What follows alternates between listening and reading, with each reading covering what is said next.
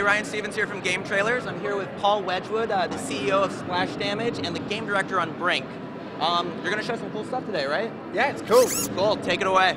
Cheers. Well, you know, Brink, it's a brand new title from Bethesda Softworks, designed and developed by my studio Splash Damage in London, England, and scheduled for release on the Xbox 360, the PlayStation 3 and the PC. What we're going to show you today is some footage from the game that we're showing here on the E3 show floor, so we're really pleased to be back here this year.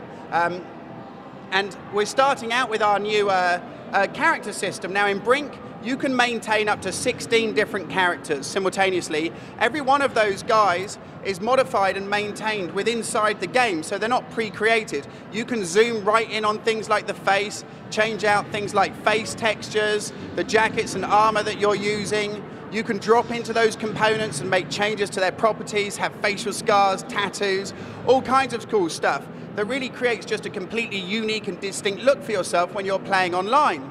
Now what's cool about the idea behind this is that, you know, when you've played through the game, let's play through, you played through the whole thing, you know, as a single player experience, when you get to the end of that, the game isn't over. Brink has full drop in and out support for up to 7 friends to join you at any time too, and you enter that multiplayer game with all of those same abilities and cool items and gadgets that you've unlocked. So like here we had the perk system, and the idea behind that and weapon customization too is that you can just really get into every single element of the game and make really cool modifications. You can take your guns and add things like, you know, red dot sights, scopes. You can put things like silencers and muzzle brakes on the front. So like endless possibilities. Absolutely, yeah. Front grips that stabilize the weapon. You could even modify things like your magazine attachment. You know, if you're hardcore, you like to use iron sights and burst fire, but you can have big drum magazines if you just want to spray and pray. So the idea, of course, behind all of this stuff, though, is that it's useful in the game itself. And Brink, first and foremost, is a shooter. It takes place on the Ark, which is this immense artificial floating city built at sea as part of a contemporary green vision, but now existing around 2045, it's lost contact with the rest of the Earth, and it's become the focus of this isolated conflict. In essence, it's the brink on the brink of civil war. What we're showing off at the E3 stand this year is Reactor. Now, of course, there was never meant to be a fusion fission reactor based on the Ark. It was a green, sustainable vision of the future. But when all the refugees started arriving, they needed power and they needed to be able to house the people, and so they started developing this project. Now, it's on the northern side of the Ark, so people that have seen Container City, they'll have seen all the shanty slums and the favelas and everything to the south. This is in the luxurious end of the Ark, where there's a lot more research that's gone on. You know, kind of a world where you had loads of academics and commercials. And we're joining right now on a mission. Essentially what we're trying to get done is to hack into a big display panel so that we can shut down these big turbine fans to get our squad through to the other side.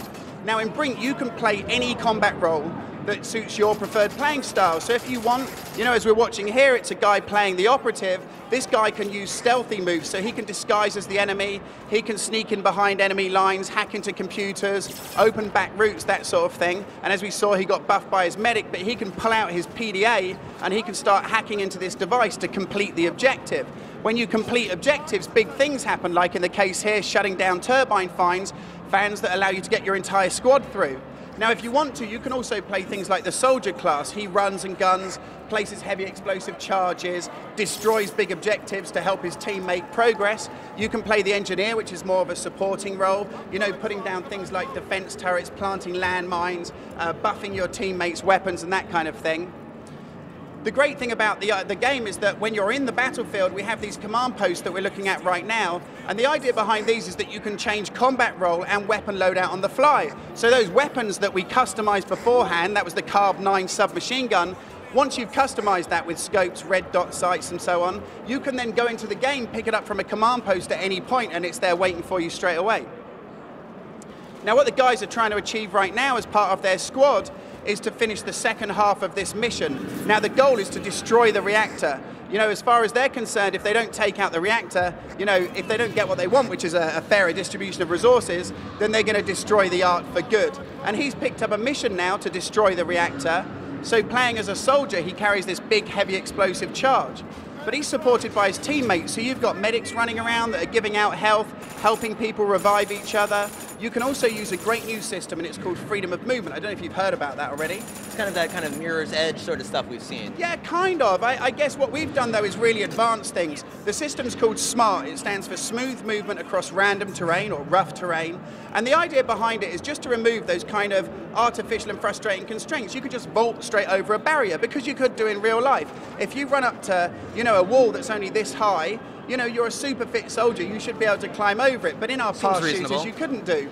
And the great thing about this is that when you're looking at an area, so like here, the guy's trying to get through and get through to the heavily defended area where the reactor is, you can look back and look for other routes that you can take through. So SMART allows you to make tactical choices about the way that you want to play the game. You're no longer just constrained to kind of running and gunning. And this is important too, because in Brink, you're not on a minecart kind of witnessing canned cinematics. If you want to go climbing up over these servers, jump onto an air vent and hang out around the other side and try and find some alternative route to get through, you can do. While you're doing it, you can also support your teammates too. So, right at this point, we've got Richard Jolly on the right-hand side there, who's providing fire support. Well, you know what? As a soldier, you can give him ammunition. He's a medic and he can give you health. So if you buff each other, you can work together better as a squad. And in fact, when you buff other players, it's a hell of a lot less expensive than buffing yourself. So in essence, what we do is we reward you for making the game fun for other people. Now up ahead we can see the big reactor. We have a dynamic mission system. Here we can pull up a mission to destroy the reactor. We could guard the plant location, resupply someone, capture another command post. There's always a bunch of cool things you can do at any given time. The mission system is fully dynamic, so it will come up with something cool for you to do no matter where you are on the battlefield. It takes into account the combat role that you're playing, the status of all of the objectives, the tools and gadgets that you're carrying on you, and it will give you a cool mission. Now as a soldier, you're carrying the heavy explosive charge. This is a pretty difficult place to defend, so I've been incapacitated, but I'm thrown a revive syringe by my medic friend, which I can use to inject myself and get back on my feet. Now what you can do is plant the bomb. Now you just run up and hit square like on a PS3 controller. You can see yourself in third person with your fully configured character, get a bomb planted, and now of course the goal here is just to defend the location until that bomb goes off. Really, the idea behind the game is that irrespective of whether you're playing single player, just at home on your own, or if your friend comes online and wants to play alongside you, and so you can just drop straight into your game. You don't have to go into a lobby first and wait for everybody to be present. He can drop straight in and play alongside you. And later that evening, if you want to, you can open it up and just play against a whole bunch of strangers. Strangers with candy? Well, the idea behind it is really just to give you freedom to move the way that you want to play the combat role that suits your preferred playing style, to go where you want and to use the tactics that you choose, and ultimately achieve objectives like this, where you've actually got the bomb planted on the core reactor. And that's Brink. Can I ask real quick, how random is the random terrain?